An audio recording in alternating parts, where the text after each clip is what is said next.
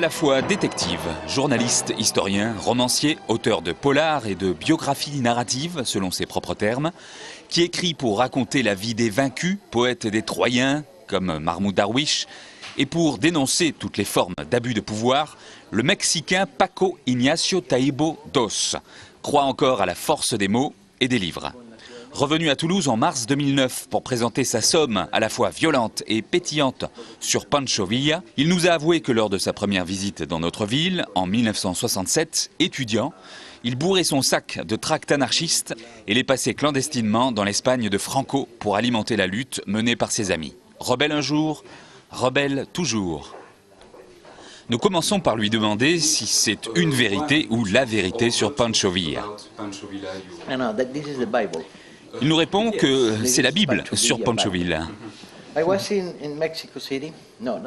Il continue. J'étais à Mexico il n'y a pas longtemps. Non, pas Mexico, un peu plus au nord du Mexique, à Torreón, pour une présentation du livre. Je rencontre une femme qui travaille dans la rue. Elle cuisine des tortillas. Elle me dit « Hé, Paco Taibo !»« Oui, que puis-je pour vous, madame ?» Elle. « Le général m'a dit que le livre est très bon. » « Quel général ?» Elle répond « Pancho !»« Mais quel Pancho ?»« Pancho Villa. Il m'a dit que ton livre est très bon. » « Vous communiquez avec Pancho Villa ?» Je demande à cette vieille femme, d'environ 65 ans. Elle me dit « Oui, nous sommes des spirites ici. Nous avons des communications chaque semaine avec Pancho Villa. Avec d'autres aussi, mais Pancho Villa répond toujours. » Je dis « Mais alors qu'est-ce qu'il a dit au juste ?» Oui, c'est une question importante pour moi. Elle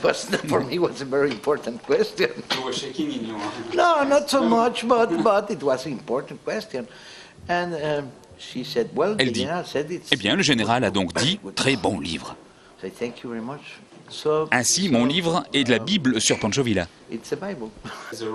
Mais alors vous êtes Dieu, Paco? Non. La Bible n'a pas été écrite par Dieu, Don Padre. Elle a été écrite par les réprouvés. Mais alors, Paco Taibo, êtes-vous de ces écrivains qui entendent, eux aussi, des voix? En tant que biographe, surtout. Oui, mais de plusieurs façons. Avec une biographie de cette sorte, vous devez entrer dans le cœur du personnage. Il n'y a pas d'autre voie, il faut entrer en lui. Cela signifie suivre Pancho Villa dans les plus petites choses du quotidien, de façon à le reconstruire. Dans ce cas, c'était très difficile parce qu'il y a un grand nombre de versions différentes de sa vie. Même lui, pour des événements importants qui le concernent, a raconté 4 ou 5 versions. Il faut confronter les versions pour voir ce qui s'est réellement passé. C'est une façon de parler avec le personnage. Et en même temps, il y a les interprétations des versions, et les rumeurs sur les rumeurs, et les racontards. La révolution de Pancho Villa a été détruite. Il a perdu. Lui et ses hommes ont été éjectés de l'histoire officielle. Et ça veut dire qu'il faut refaire l'histoire à travers les soubresauts et replis de la mémoire. J'ai donc abouti à une version profondément non officielle de la révolution mexicaine, en étudiant le camp des vaincus. Des voix, oui, beaucoup de voix avec qui je me suis entretenu pendant 4 ans. Pour jouer ce jeu d'entrer dans un personnage, vous devez aussi en sortir pour écrire et décrire. Entrer, sortir, un projet de schizophrène, même pour un esprit libéral comme le mien. Alors j'ai eu affaire à un personnage très différent de moi. Quand je travaillais sur Che Guevara, c'était plus facile. Le Che est en partie l'illustration d'une classe moyenne en révolte. Pancho Villa est un paysan sans éducation, très violent, et marié 27 fois. Moi, je suis monogame. Alors observer un type qui a été marié 27 fois, c'est ardu. Je crois en la monogamie, sincèrement. Et ce bonhomme, avec ses 36 enfants... Le travail a donc été une sorte d'exercice de compréhension, avec une approche très claire, dès le départ. Il fallait que je sois très précis, faire attention aux moindres détails et soigner la recherche. Puis, quand j'ai eu les documents en main, il s'agissait d'écrire une vie comme un roman, mais sans aucune trace de fiction. C'est ce que j'appelle une biographie narrative.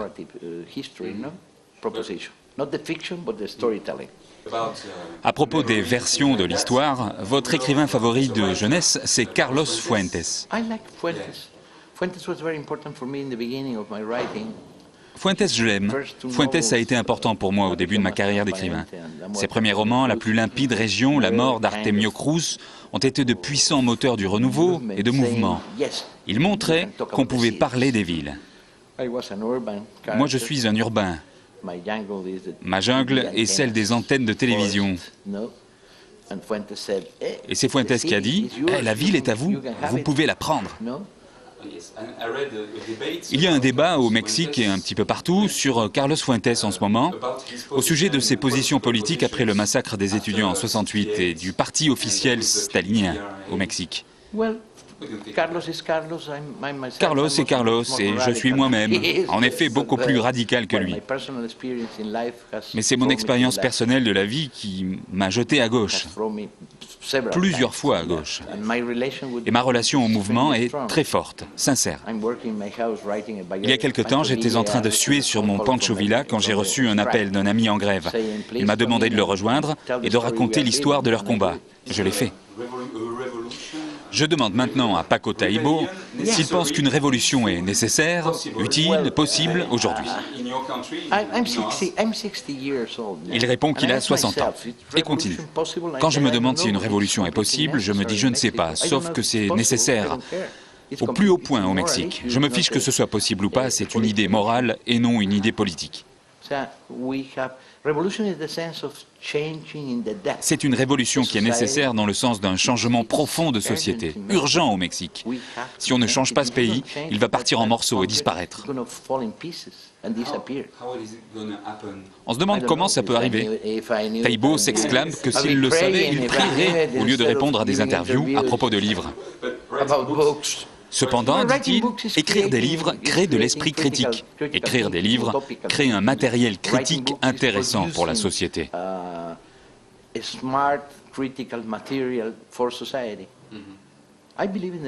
Je crois aux mots écrits. J'y ai cru toute ma vie.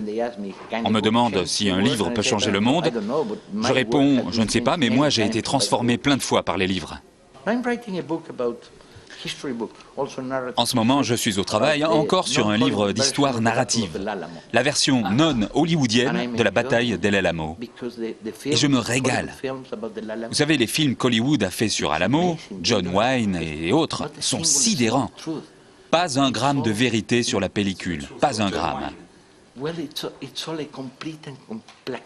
Un mensonge complet et complexe. Alors j'ai entrepris de réécrire Alamo dans une perspective latino-américaine. J'aurai fini à la fin de l'année.